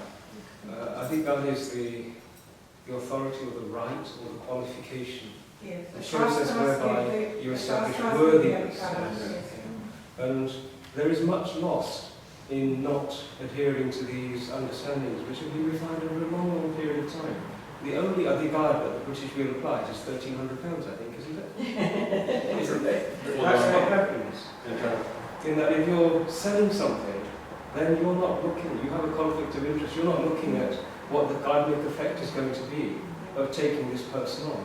Yeah? And okay, he's a catboat, and he wants to get balls really quickly, but £1,300 is £1,300. That is fundamentally flawed understanding. And it is lost. It's a loss both to the country and to practitioners in that adhikar. There's a deeper loss as well. The person who gives it without understanding the consequences of their actions will carry the burden of that. So there is much that is lost in ignoring these things. Taking that to one side, we also have a very dynamic British population which is used to learning by exploration and learning by stumbling, learning by challenging and pushing boundaries, which is absolutely fine. Taking all of that and mixing it up, we have something that appears like the IYM, which actually operates a much closer understanding of what adhikar is, as it's possible to do without going wholeheartedly into the Guru Shishya Parampara. And so it's a very acceptable middle ground that we're working with here with the IYM. Can I say something about that? I don't know whether I give you the adhikar. Well, I forgot we're on film and then you've got an expletive there. I think we're in quite a novel situation, you know. I think it's a very fertile one. And I'm very pleased to be alive at this time, but yeah, it's novel. Okay, we have 5,000 years and whatever. I mean, I know just this time period goes further and further back. I'm sort of pretending myself, not kind of. There's enough there to keep me going. Nuclear on the block. Yeah, I mean, definitely, but very fresh. But still very fresh, I would say. But yeah, I don't think this situation is arisen ever. I think there's like a challenge. Well, we've got one. And I think Swamiji has got it right there. You have to ask yourself, what is our responsibility? And to my mind, our responsibility as yoga practitioners is first of all to practice. Because even if you get it wrong, even if you are stumbling, it's powerful. It can be pedantic and lack all power. It can be faulty, but with passion, it can become powerful. And we need to realise that. I mean, what I see is that there's a lot of people coming up with a lot of understanding of the human condition, which you have to do all these words about, and what needs to be done in this situation. I think the world is unstable. The economic system is unstable, the cultural system is unstable, the ecosphere is unstable. And the world is in great need of people who have some degree of self-knowledge and some degree of ability to pass it on to others through a process of infection and not dictation, can I put it like that? And so we do have an enormous responsibility, and it's not just the future of yoga, I think the future of yoga is going to become decisive in the future of humanity, personally. And so yeah, responsibility, the right question, we've got an enormous one, and it does mean we're going to have to work together across some kind of pretty interesting boundaries. Manish,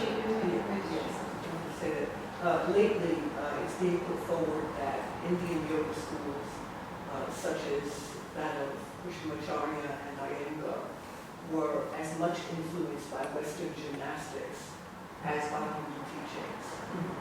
Therefore, is there any justification for the claim that yoga in its origins is as much Western as Eastern?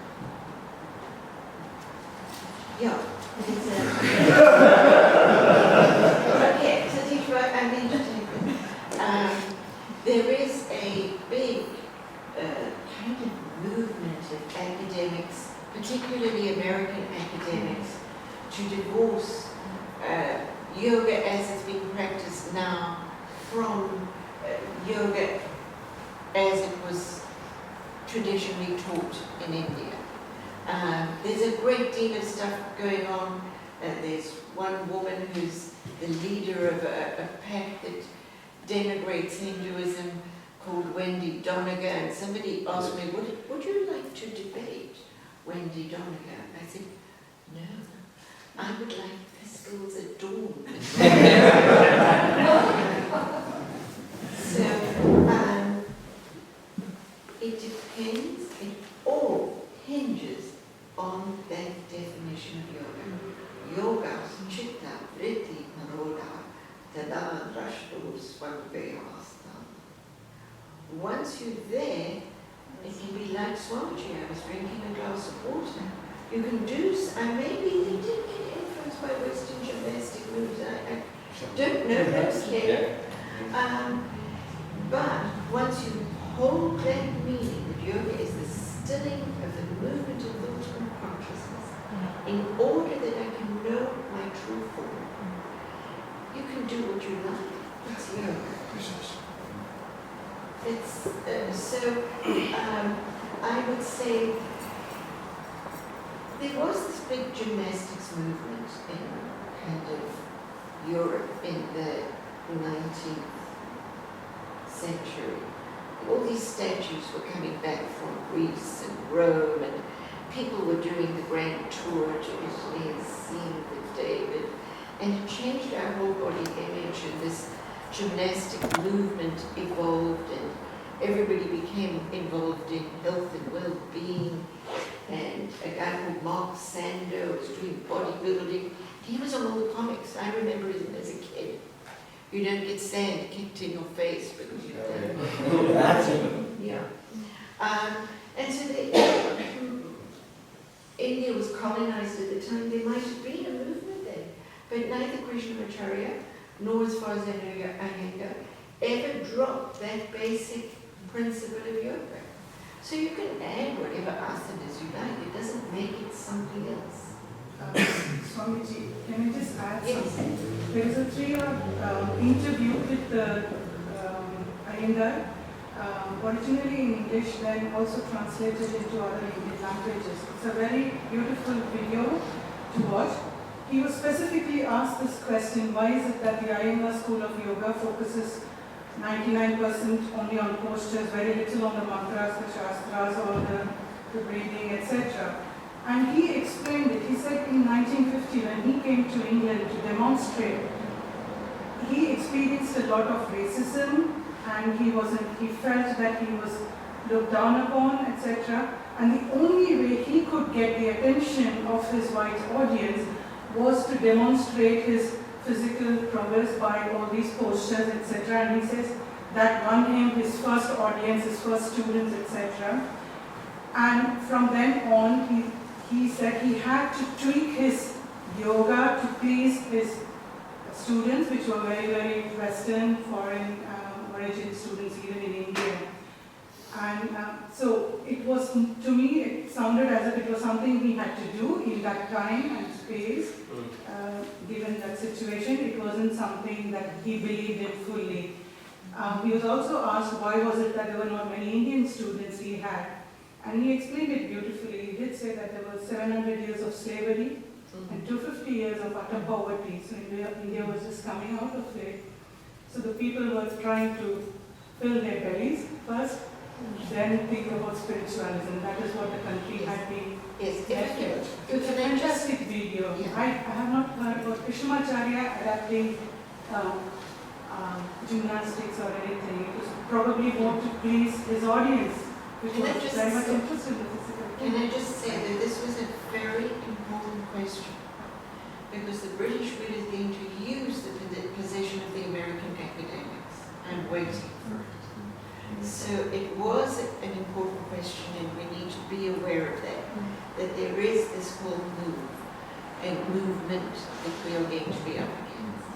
Well, A couple more yeah. questions. I would like to add to what you were saying and challenge the assumption which has come about since the publishing of Mark Singleton's book, The Yoga Body, which I think is where this idea comes from. And I come from the lineage of Krishnamacharya through Devsakacharya, his son. And I asked the family about this question: could Krishnamacharya have been influenced by these Western activities? And they were absolutely shocked. No way would he ever, ever be influenced by wrestling or gymnastics. He was always focused, he was a very religious man. This is irrelevant to him. However, they did do these demonstrations because they were extremely good publicity and they were engaging and they spoke in the language of their audience. And so I think that unfortunately this idea is perpetuating, and I'm waiting for an academic challenge to be published. If I can give you that academic challenge. Okay. It was refuted, the work of Singleton was refuted almost immediately by Jim Gough from Oxford University, who is a respected and very diligent academic, but also quite a committed practitioner. And he provided all of the scriptural evidence to refute it. And it doesn't take too much digging, in fact, to understand that you teach according to what the students in front of you can receive. And it's an incredibly narcissistic approach which says, just because somebody only taught me addition, therefore that means that addition only existed at that time.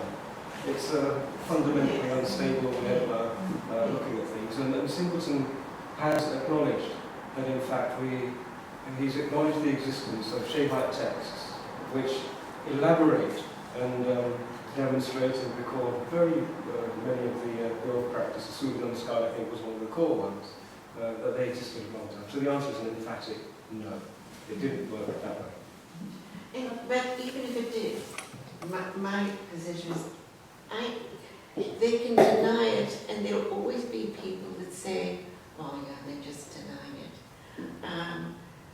The point is, it doesn't matter. It does, as long as you have your chitta, vritti, naroda, it doesn't matter. I can then do what I can play tennis and be doing yoga.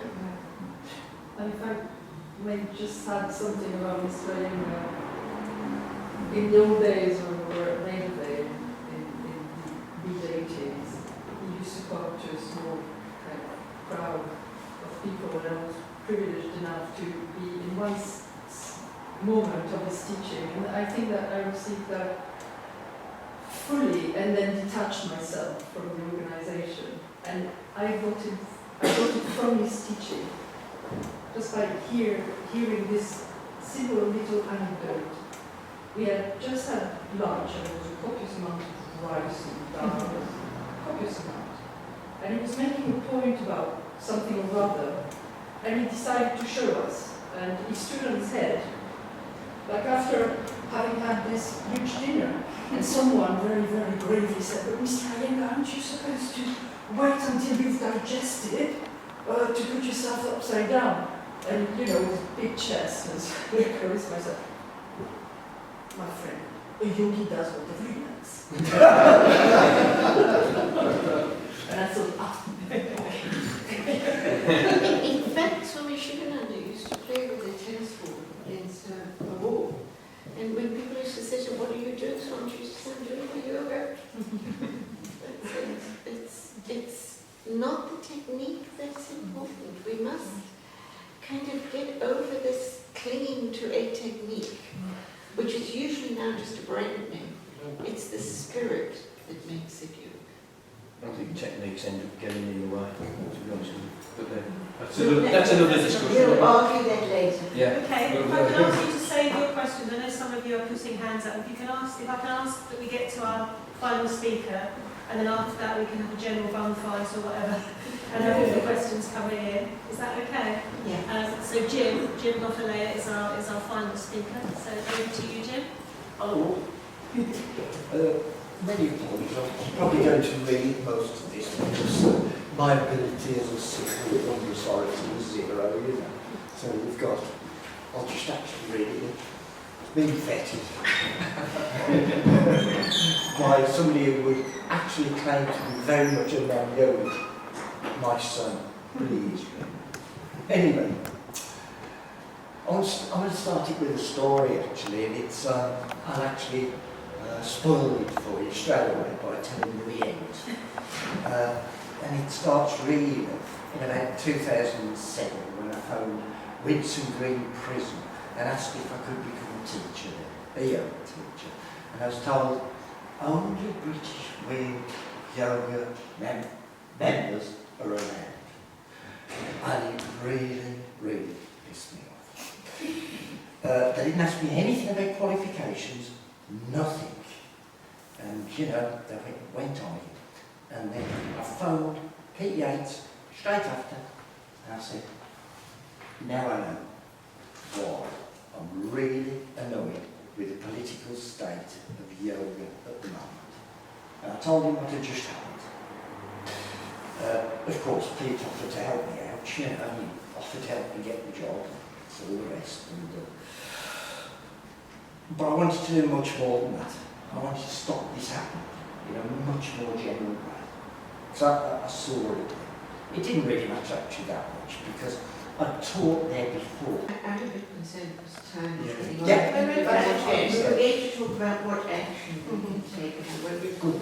I do just have one more thing to share because Debbie, who couldn't be here, and actually it runs on a little bit from what Jim has just spoken about. Debbie Farrer, who is a volunteer for IYN, she edits Namaskaram, which is our online magazine. And Debbie has a foot in both camps currently. She's an IYN member and she's also a British Yoga member. But she wanted to be here today, so I did ask, as she couldn't be here, if she wanted me to share what she would have said if she'd been here. But it's quite a nice conclusion as well to what Jim has just said. So on her behalf, I'll share what she sent me. She calls this her NOS letter, my NOS letter. And Debbie has been a tutor for the Wheel for many years, and also edited their Spectrum magazine, so she was very heavily involved in the organisation. So she says, I am one of those yoga teachers who does not always teach what have recently been described as classical yoga asana. Classical asana do still happen in my teaching, but only when the bodies of those in front of me invite its spontaneous occurrence. Nevertheless, for me, there is no other word to describe what I practice and teach but yoga. The word yoga speaks to me of an inherent congruence with something, not necessarily the postures, the practices or the politics, but a congruence with something the word yoga represents that lies beyond the external, or maybe I should say that lies within. There are many roads to that inner space which I call yoga, and no two roads are the same. What I currently see happening to yoga is that a certain member of the British Wheel of Yoga National Executive Council is trying to establish a superhighway that everyone can use to access their inner space. But as far as I am concerned, as soon as the inner road is defined by someone other than the traveller, it stops being an inner road, and so the yoga ceases. This individual on the BWY NEC is justifying this standardisation to the rest of the BWY by stating that he was voted in by a majority despite only around a third of the BWY membership voting. He also says that everyone else on the BWY NEC agrees with him. In my 46 years on this earth, I have never found any ideology that I agree with 100%, despite my spending a great deal of that time studying the sciences, philosophies, and theologies looking for one, seeking the one true path. Indeed, searching for ideological agreement has been a waste of my time and efforts. It only served to reaffirm my shadows rather than allowing me to explore them. Searching for ideological sameness is either an unconscious attempt at the ideological domination of another, or allowing oneself to be ideologically dominated in exchange for the illusion of the fulfillment of an unmet need for tribe. Not that there is anything wrong with what Godfrey Devereux calls tribal longing, because we do need others. But if we turn our tribal longing into a search for external validation, that reaffirms our blind spots and biases. We create sameness and agreeability within that tribe. Sounds good. Sounds like a monoculture to me. Consider the implications of a tribe where everyone is the same. Would it be functional? To make a functional tribe, we need people with different skills, different viewpoints, different methodologies, and different ideologies. A rainforest. Is it even desirous or healthy for us all to agree with the leader of our tribe?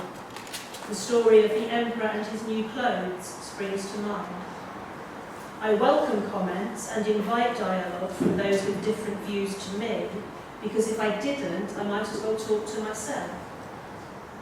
However, the more one's engagement with people whose views differ from yours diminishes, the more you become an ideologue.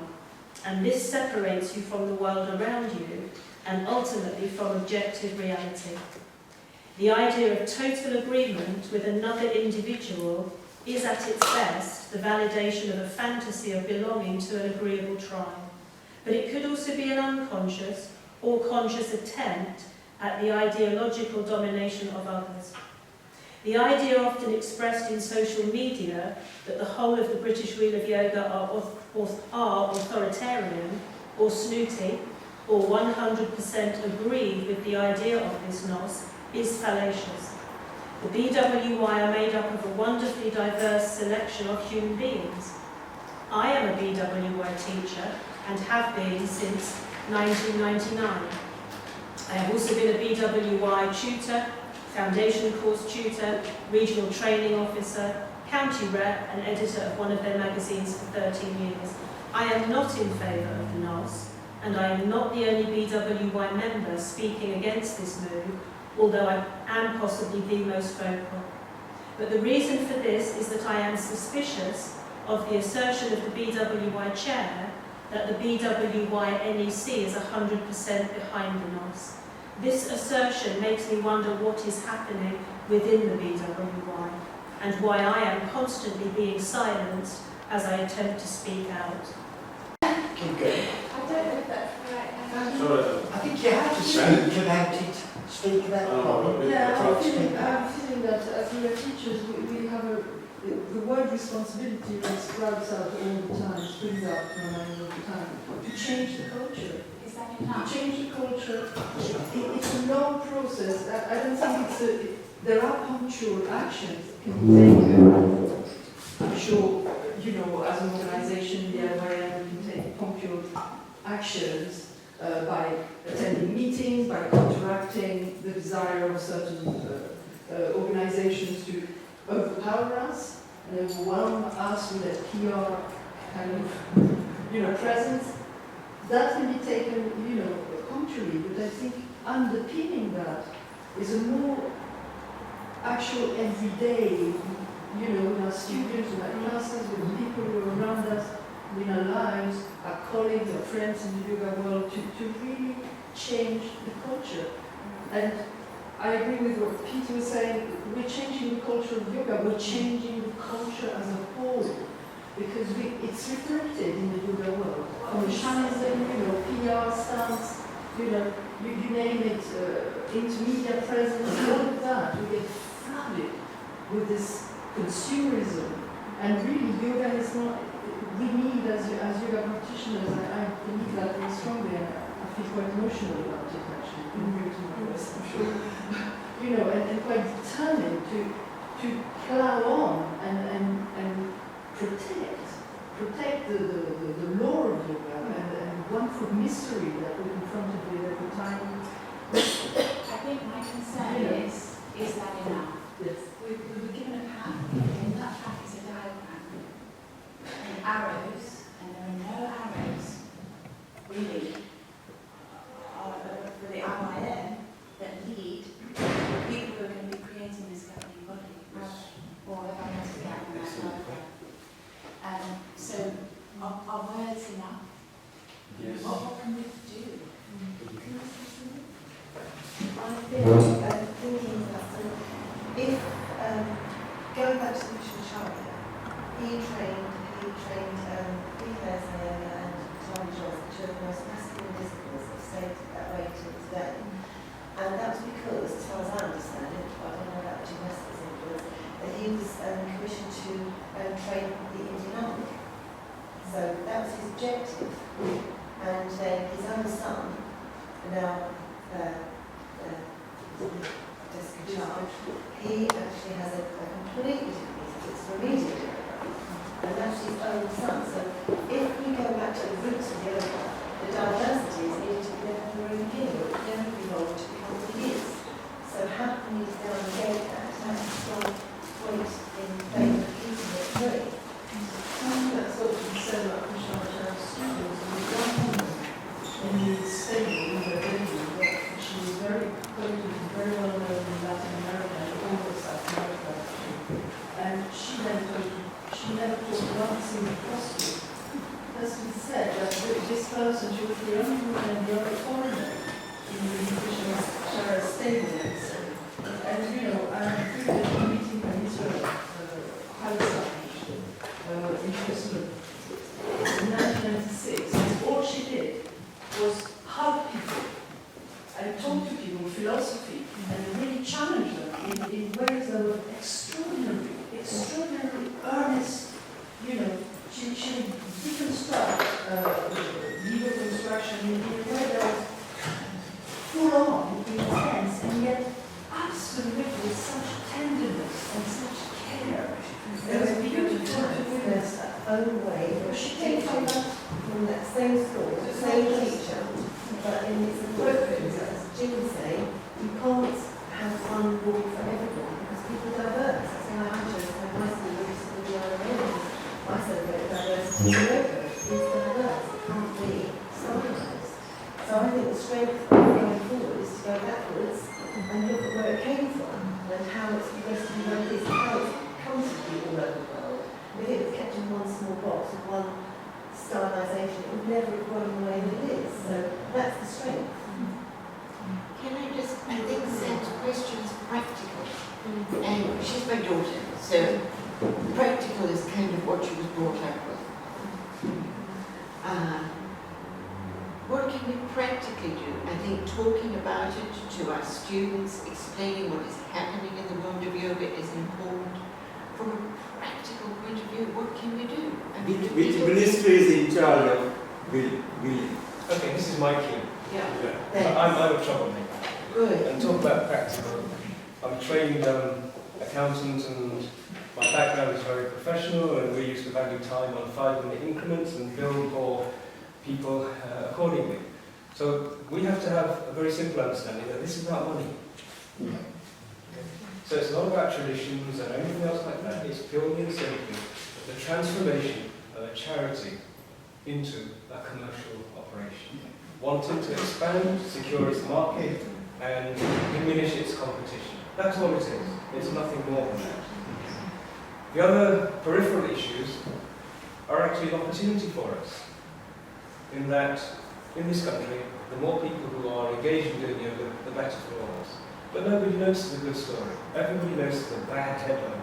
And the way nature works is that we're always, those of us who are working for betterment, are always given unbelievable opportunities when unpleasantness arises to engage and contribute our voice to our vision. Otherwise, nobody hears it. So we're ultimately really grateful to Paul for having given us this opportunity. And I'm sure in the long years ahead of him, when he's grey and possibly hairless like himself, he will appreciate what we're going to do. We have to, the ideal solution would be if BWY teachers themselves bring about this transformation. And the way to achieve that is to educate them and let them know that there is a much bigger yoga presence, which possibly they're not even aware of. And so today's event, having it video recorded, going out on social media, I think will go a long way towards achieving that. If there's anybody who works with BWY teachers, they need to talk to them directly and say, guys, change this, otherwise BWY is going to be in a difficult place.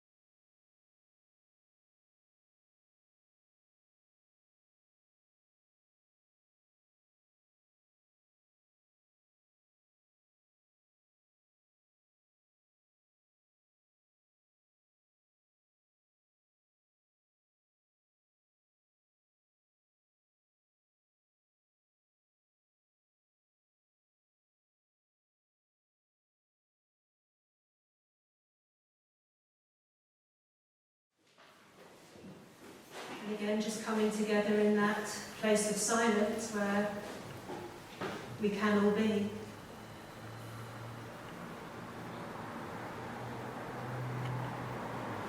Maybe feeling the vibration of